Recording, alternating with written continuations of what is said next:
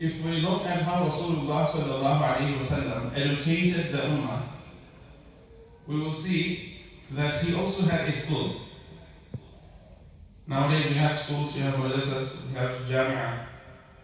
Rasulullah sallallahu alayhi wasallam also has schools. But the structure of school was a little different than the structure of schools we have today. First of all, the first priority of Rasulullah sallallahu alayhi wasallam was calling people towards Tawheed, one Allah. And that is what he used to do when he used to go from 10 to 10, from person to person, and he would say, Ya ayyuhan nas qulu la ilaha illallah tuflihu. Or people say, La ilaha illallah, and you will become successful. Remember, the Arabians of those times, they knew who was Allah. They knew absolutely who was Allah. And the Quran mentions this in numerous situations. In one situation, the Quran mentions that when a person is in the middle of the ocean, and then the storm takes over, and the person realizes that he is about to die, at that time he does not call for Lat and Uzza, which were the gods of their times, but then he starts calling for Allah. Khalis from his heart. And then when Allah Ta'ala saves the person, then again the person says it was Lat and Uzza who saved me. So the Quran mentioned these things. So they knew who Allah Ta'ala was. Their weakness was not negating Allah. Their weakness was they were ascribing partners with Allah. They were ascribing partners with Allah. They were saying that this idol is a partner with Allah when it comes to providing me sustenance. This idol is a partner with Allah when it comes to providing me with children. This idol is partners with Allah when it comes to giving me good business. So they would have different idols for different things which they would partner in the strength of Allah Ta'ala, and they would say this is a partner in this. And that is why the Quran, in Quran, the word shirk and mushrikeen comes over and over again. It talks about those people who ascribe partners with Allah in any of the qualities of Allah. And they became known as the mushrikeen. So first, responsibility of Rasulullah sallallahu alayhi wa sallam was to take people away from shirk and make them believe in one Allah. And the people of Makkah, they believed him. They believed him. However, the reason why they went against him was because of power. What does power mean? What power means is that, especially Abu Jahl. Abu Jahl says Muhammad sallallahu alayhi wa sallam, whenever his family did any great feat, our family did the same. When his family started providing the Hujjaj with water, our family also provided the Hujjaj with water. There was no feat that his family had not done which my family did not do. Any good feat he did, we would always meet him, and we'd meet him midway, and we would start doing the same. But when the time came when he said, La ilaha illallah Muhammadur Rasulullah, then he came with something which we could not beat. He came with something which we could not meet. No one from my family would be able to do the same thing that he was doing. So that is why I had two choices, either to accept and go under him, and one was to reject and go and stay on top of him. Their fighting against Rasulullah sallallahu alayhi wa sallam was not on the basis that they did not believe him to be true. It was on the foundation that they believed him to be true, but they did not want to go in second place. Although people do not understand, when people accept that which is truth, Allah Ta'ala brings them on the top. The hadith of Rasulullah sallallahu alayhi wa sallam is Man tawada'a lillahi rafa'ahu Allah. Whoever humbles himself before Allah, Allah will raise him on the top. Man tawada'a lillahi rafa'ahu Allah. That is why we say that when two Muslims are arguing, then even if the other person is wrong and you are right, even if the other person is wrong and you are right, if you can stop and take a back seat, Allah Ta'ala will give you a house in the middle of Jannah. Personal, when it comes to personal arguments. When it comes to arguments regarding deen, we don't argue. We refer it to those who have knowledge. Unfortunately, we cannot do that. for the sake of beating the argument, we come up with issues and rulings about Islam which does not exist in Islam. So it all stems from what? When a person wants to beat. Like that was basically the jahana, the jahiliyyah, that to beat Muhammad sallallahu alaihi wasallam, he brought Jahannam upon himself, and he's one of those kuffar who's going to be more severely punished in Jahannam. On one thing, which was the ego.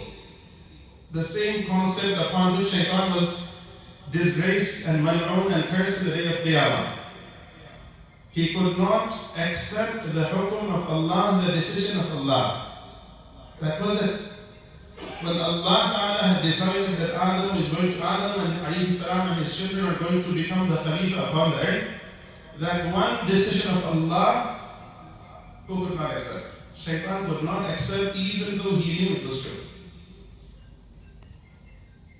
Sometimes when we hear about something, it is hard for us to digest that. But once we understand what is true, if we don't digest it, then we will eventually end up somewhere where Shaitan has ended up. May Allah protect us and our children and the whole ummah of Muhammad sallallahu alaihi wasallam. So after calling the people towards Islam and removing them from shirk, what was the first thing which Rasulullah sallallahu alaihi wasallam did? The first thing that he did was he created opportunities where they could come and learn the deen. He created opportunities where they could come and learn the deen. I'm going to give you a few examples. We heard the story of Umar ibn Khattab radiallahu anhu and how he came into Islam. How he came into Islam was when someone told him that you are going after Muhammad, why don't you go check on your sister first? He had never imagined that his own sister would become Muslim. So when he was banging on the door of his sister, at that time, Khabbab ibn al-Arat radiallahu anhu was busy teaching Surah Taha to Fatima radiallahu anha and her husband Sa'id radiallahu anhu, which were the sister of Umar radiallahu anha and her husband. And those few words of the Quran which fell upon his ears was the means of him coming into Islam. And how beautiful his Islam was. Because of his Islam, the Muslims who were hidden were able to come out in the open. Where the Muslims were only oppressed until that point, they were no longer as afraid.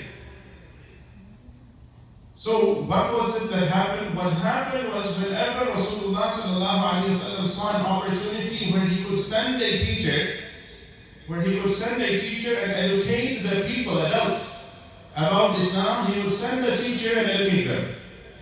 Remember in Makkah in those days, if the Quraysh find out that you had come to Makkah to fight Muhammad sallallahu alaihi wasallam, they would start beating you up. So in those days, learning Islam in the open was something which was not practically possible. So if Islam had to be learned, it had to be learned in a place which, based on their constitution, their people would not impact. So it was either the houses of those people who own houses, or it was the house of people who own such a big house that other people could be brought there. So from this story, two things come out. One was the fact that there was an education system going on in the sister's house, and then when the sister took the brother after he said, I want to accept Islam, where did she go? They took him to the house of Arqam radiallahu anhu. They took him to the house of Arqam radiallahu anhu. Now what was the house of Arqam radiallahu anhu? The house of Arqam radiallahu anhu was towards the outskirts of Makkah. It was within the main city, but it was towards the outside. And his house was big. And his house was a place where Rasulullah sallallahu alayhi wasallam would stay for a long periods of time, sometimes for 1 month at a time. And whoever became a Muslim, they would come and learn Quran and learn Hadith from him there, and learn the Deen. So, throughout the life of Rasulullah sallallahu alayhi wasallam, we can see one of two scenarios. We can see the scenario of those who were full-time students. Nowadays we have students who go to madrasa. We call them the full-time students. And one were what we call the general masses, who were the part-time students. But in his entire life, it is very difficult to find anyone who was neither a full-time, neither a part-time student. From the full-time students, can you give me one name? Who can give me one name from the full-time students? Abu Hurairah radiyallahu anhu, mashallah. Abu Hurairah radiyallahu anhu was a full-time student. What was the result of being a full-time student in the Majlis of Rasulullah sallallahu alaihi wasallam? The result was he was able to give us until Qiyamah over 2,000 hadith. Over 2,000 hadith. He was able to give us the Ummah Sahih hadith, which will stay with the Ummah until the day of Qiyamah. And every person who is going to learn any of those hadith, whether we're learning it through ta'lim, whether we're learning it through a dars, whether we're learning it through a halaqa, we're learning it through a khadira, whichever way we're learning the hadith, who is getting the reward? Abu Hurairah radiyallahu anhu. Abu Hurairah radiyallahu anhu is getting that reward. So, those over 2,000 hadith is what? Is the result of one full-time student in the Majlis of Rasulullah sallallahu alaihi wasallam. Another full-time student from the woman. Who can tell me the name of a full-time student from the woman? Aisha radiyallahu anha. Yes. Aisha radiyallahu anha was another full-time student. Why? Because we can see throughout her life that whenever she was with Rasulullah sallallahu alaihi wasallam, she was always asking questions. She was always asking him questions about those things which she was thinking about, or those things which she was seeking the Prophet sallallahu alaihi wasallam. And from her also, this ummah has over 1,500 hadith. Over 1,500 hadith and such masail and such fiqh which only a woman can tell you. All the household masail, majority of them come from Aisha radiyallahu anha. So what was the structure of the full-time and the part-time? The full-time students were what was known as the Ashab al-Sufa. The Ashab al-Sufa, that was when they came to Makkah, when they came to Medina, where about 70 Sahaba, they would always stay in the masjid from the morning to the evening. They were not married, they did not have families, so they had no responsibility of taking care of anyone other than themselves. So their job was to stay in the masjid 24/7. And the standards of the Ashab al-Sufa was so high that once one of the, we call them the full-time students, once one of them passed away, leaving one dirham behind. Dirham, silver. Or it was 1 dinar, I can't remember. Rasulullah sallallahu alaihi wasallam became very, very angry with them. Then how could you die and leave 1 dirham or 1 dinar behind? So the standards of the full-time student was much higher than the standards of the rest of the Sahaba. They were not allowed to leave behind 1 dinar because you are someone who has no children, you have no wife, you're not married. Why are you leaving anything behind? Whatever comes to you, you're supposed to spend in the path of Allah. And you're not supposed to say for tomorrow. Tomorrow, whatever Allah gives you, you'll have. And then we have the part-time students. I'm giving you an example. One example of part-time student is once Rasulullah sallallahu alaihi wasallam came to Medina, and the Muhajirin came from Makkah to Medina. He created something called Muwafat, which is brotherhood. He would take one person from the Ansar, and he would make him brothers with one person from the Muhajir. And before the ruling of Mirath, the inheritance came into place. If the Ansar person died before the Muhajir would inherit from the Ansar. Similarly, if the Muhajir person died before the Ansar, then the Ansar would inherit from the Muhajir, from the migrator. And Ansar means the helpers. The people of Medina were known as the helpers. Muhajir means someone who does hijrat. In Islam, hijrat has a very high position. Whenever the Muslims of one country move to another country for the protection of their deen and iman, it is called hijrah. And how do you treat the muhajir? Unfortunately, wherever we come from, we treat them very bad. We say these are the muhajirs, and we say they are eating away our economy. They're running or taking over our business. And we get very upset with them. This psychology is absolutely wrong. When the muhajir, especially, not talking about people who come for dunya, for world. We're talking about those people who move to save their iman and their honor, which we have in the world now. We had recently in Burma. The people of Burma, they made hijrah to Bangladesh. Why? To save their iman.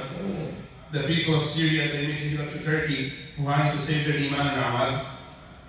There are still hijrah taking place in the world. That is on the basis of deen. Then when we change that word and we make it into refugees, then the refugee has a different meaning. Refugee means I'm fleeing from my life of poverty and running towards a life of richness. However, whatever the case is, we will consider everyone to be a muhajir. And the responsibility of the Ansars, which is the people who are local to the muhajir, is what the Ansar of Medina did for the muhajir. They would come and they would give half their business to the muhajir. They would work on the ground the entire year. Whenever the food would be produced, they would make a high stack and they would make a low stack. In the high stack, they would fill it up with grass. And on the top, they would put some dates. In the low stack, they would fill it up with dates completely. And then they would tell their brother that, you know what, you're my partner in my business, so I have come to give you your share. So you choose from these two bags, whichever one you want. So the muhajir brother, look at them, how sincere both of them were. When you have this level of sincerity, how will they not be established? The muhajir will say that my Ansar brother is the one who toiled the entire time. How can I take the bigger share and leave him the smaller share? So he would say, you take the big share, which was the high stack filled with grass inside, and he would take the low stack, which seemed to be less than the higher stack. And then he would go away. So this is how Ansar is supposed to treat a muhajir. So, just coming back to the story, Umar radiallahu anhu was partnered with the Ansar, who was his brother.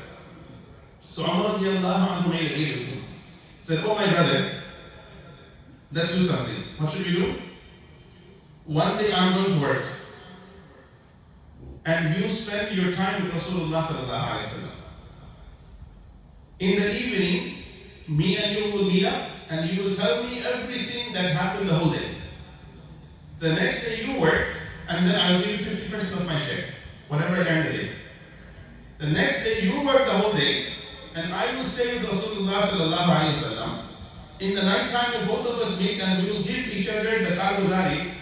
We'll give each other the story of whatever happened that day, whatever hadith was said, whatever Quran was revealed, and then you give me half of your share. So 15 days Umar radiallahu anhu was working, and 15 days the Ansari Sahaba was working, and every day they would end up sharing with each other. Now that was the commitment they had to do, and they had to learn knowledge. And that was the importance Rasulullah sallallahu alaihi wasallam gave to seeking knowledge. Now, unfortunately, whatever has happened with us as adults has happened. If we look at our children and our generation, you know, our elders used to always say, you know, the senior people, they always say, listen, be very careful what you read, because the effect of the writer will fall on you. I mean, we can say, alhamdulillah, astaghfirullah, unfortunately, we don't read anything. But our children, they read, because we send them to school and college. And if they're learning the English language, then they're definitely reading Shakespeare. Do you know who Shakespeare was? Shakespeare was a person who believed that a man could have relation with man and woman in his time.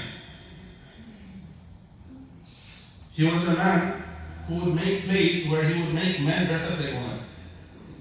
And all the filth that we can see in practical applying in our communities, which goes under LGBTQ, the indoctrination of our children in school from the age of 5 and 6, everything is a result from the master plan, one of which was Shakespeare. And we are very comfortable having them read that book morning and evening.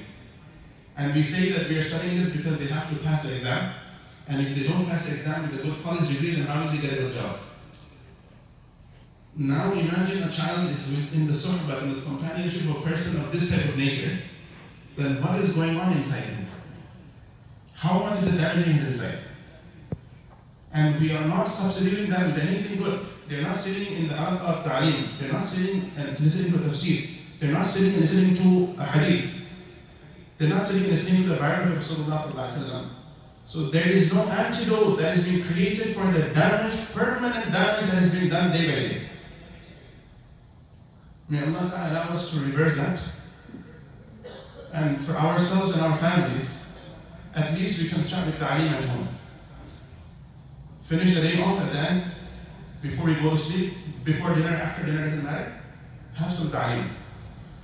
We end the day with قال Allah and قال Rasulullah sallallahu alayhi wa sallam. May Allah Ta'ala give us tawfiq min amal, inshallah. We can pray on soon now, inshallah. If the brothers can stand up and please fill up the gap.